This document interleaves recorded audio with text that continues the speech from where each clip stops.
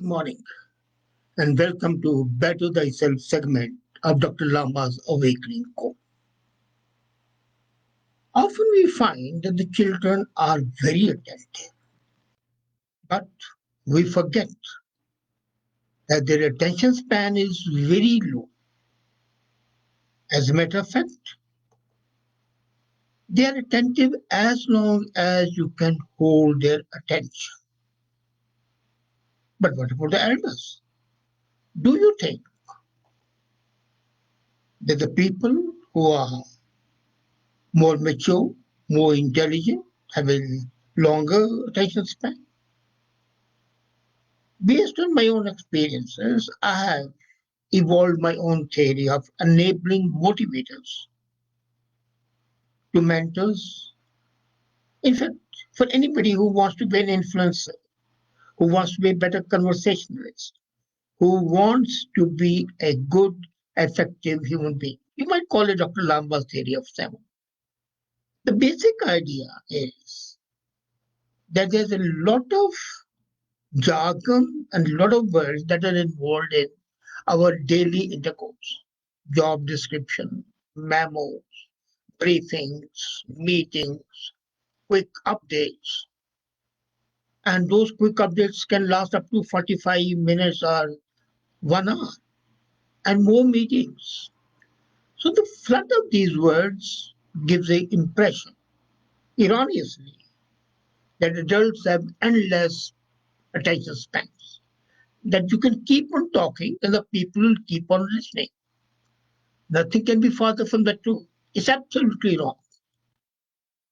I addressed long back a number of sessions with the young people, 7 to 15. They were organized by various organizations like the United Way, like Raman's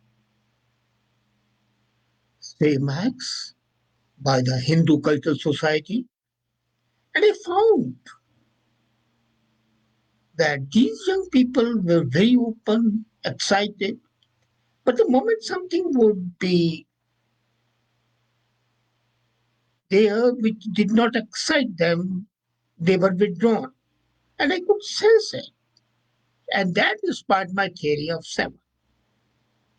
Basically, this is that essentially there's no difference between you, majority of you, and the 7-year olds. The only difference is that you pretend to be different. The attention span that most of you have is ridiculously short. And some people can camouflage that attention, some people cannot. And that's why, have you seen, TikTok has been extremely popular because it is to a few seconds show or at the most 1 minute show.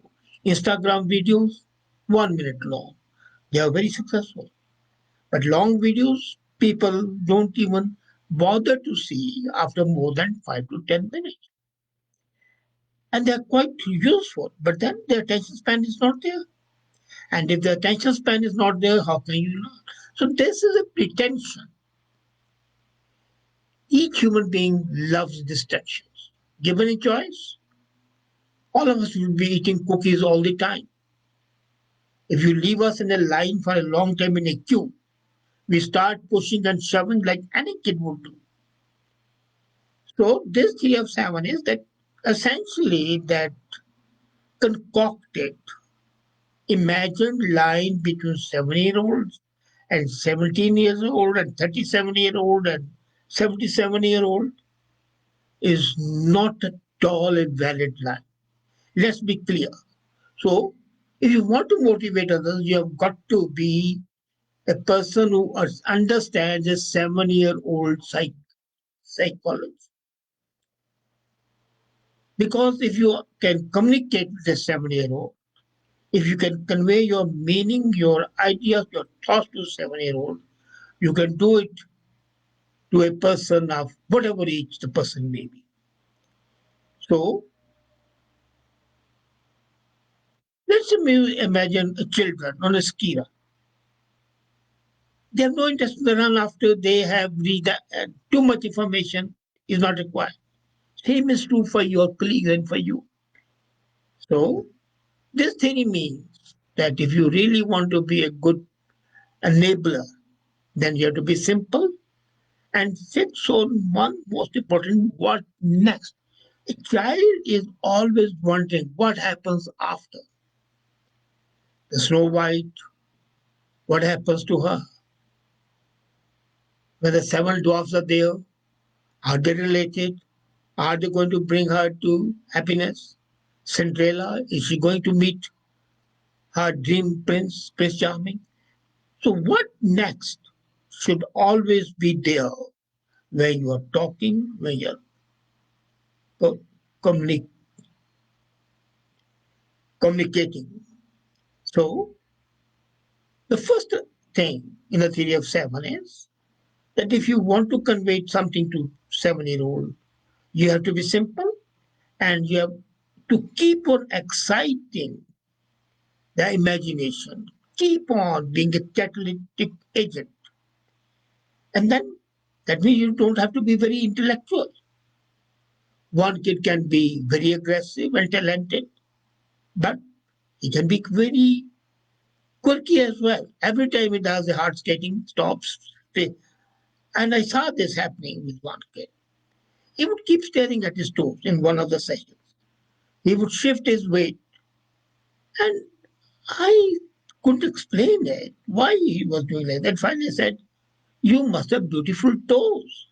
You must love your toes so much that you can't help looking at them. Immediately, the response was that he thought this was hilarious, and so did the other kids. But the result was the child stopped staring at the toes. It made him think, it made him ruminate. So you have got to come up with something which is like a worm to the fish. To catch fish, you must have a worm.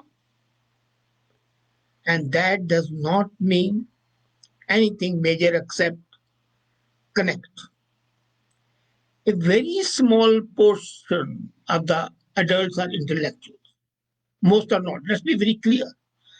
If, as I said, majority of the people, if they're intellectuals, then the intellectuals would not be able to do anything because the intellectuals are not performers. Most of the intellectuals. So people need simple, memorable guidance. Very clear, but which they don't forget.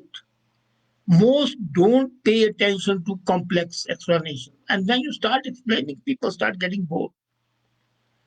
So just be short, simple, and by short, I don't mean short in your total discourse, but short as far that idea is concerned, because you have got to excite to what next.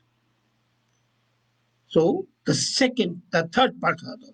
The first was, as I said, excite them what next. Then don't be extremely intellectual. And then don't assume that others are idiots. 7-year olds may be very goofy little human beings because they have a short attention span, but they are extremely perceptive. You can't even imagine their sense of perception. Very acute, very sharp, and can be biting at times. And I have been constantly surprised when I meet kids, talk to them, that their perceptions are much sharper than those of the so called adults and so called mature people. They are not bothered about what the other people will say, they are bothered about what they think is right. They think for themselves. And they are exciting and are excitable. So to assume that, well, he's a childish, he's a child. That's what we normally say. And that's the biggest tragedy, not of theirs, but of ours. Same is when we think the others are children and the other childish. Well, let's accept it, let's ignore it. And when you're talking to the elders, more mature people, you think, well, they don't know. That is absolutely self-defeating. These assumptions are wrong. It's quite possible that they may be much more capable than you are. And things have happened many times. So these assumptions should not be there. And if you're not getting through to others, the reason may not be because they are idiots, that because they are not able to comprehend what you're saying, but rather you are not intelligent enough to convey what you want to. The biggest problem is, as I was saying the other day, it is not your taking over the role of a guide. No, when you want to guide, when you want to be a mentor, if you keep on imposing, it will not be accepted. It has to be suggested. The moment it's imposition, they think that you are taking them far, being foolish, and that's not possible. The problem with most of the people is that they haven't figured out a simple and interesting way to communicate and transmit their message. The problem is in the transmission, not in the reception. The receiver would receive what you're transmitting, and the transmission is garbled. You can't blame the receiver. So if you can communicate to 7-year-old and the 7-year-old is excited and is wondering what next, and 7-year-old doesn't need intellectual, but he wants simple, clear, and effective communication, doesn't need explanation. I remember my father never explained things. He would explain at different times, but he wanted things done. He would simply say, okay, Lali, go and do it. Never do it. He gave me the book, Love Miserables, and said, okay, read it. And after we had read it, he discussed why he wanted me to read it, what was the understanding of that. He gave me the book, This is My Philosophy, Bertrand Russell, and the 25 philosophers. And simply said, okay, read it. And after a week, he said, asked me, have you read it? What's the philosophy of Bertrand Russell? How does Hegel and Kant differ from them? And things like that. So, most important, understand the psychology of a child, and you have understood the psychology of a grown man. And then, most important, last thing, keep things moving. Do not be static. Do not be static. Do not keep on pounding the same idea again and again and again and understand. Even the best coached, most responsive group of kids would start acting like babbling idiots if you keep them waiting too long, whether they are in a football ground or in a cafeteria. And adults are no different. They get bored. And once they get bored, they don't listen to you, they start gossiping, they start complaining. And many times they start acting very irrationally. And that irrationality is the biggest barrier, impediment, obstacle to effective communication. If you are aspiring to lead or motivate others, if you are aspiring to be a center of attraction in a drawing room where, say, 50 people are there, if you are aspiring that the moment you enter a room of 5,000 people, the moment you enter, all eyes are turned towards you, then you have to keep things fresh. And to keep things fresh, you have got to do what I have been talking about, which I'll just, in a nutshell, say excite others. Come up with suggestions. Make them think what next. Consider them as your equals, not inferiors. Be clear about what's coming next. Do not try to overhaul, try to communicate. Assume their perceptions are of a much higher order and keep things moving, not static. Don't forget, changes are always required. Change is a part of nature. So change in your discourse is also important. And if there's no change, then it becomes a monologue. Keep it a dialogue. Monologues are tiring for others, not for you. Nobody is permanently impressed by Hamlet's soliloquy. That's okay once you read it, twice you read it, thrice you read it. But if you have to learn it and keep on repeating it, it becomes nauseating. So keep things fresh, have an aura of freshness, and you would be, as I said, an apple of the eye of the people. They look up to you. They may hate you, quite possible. But even hatred is something welcome than being ignored.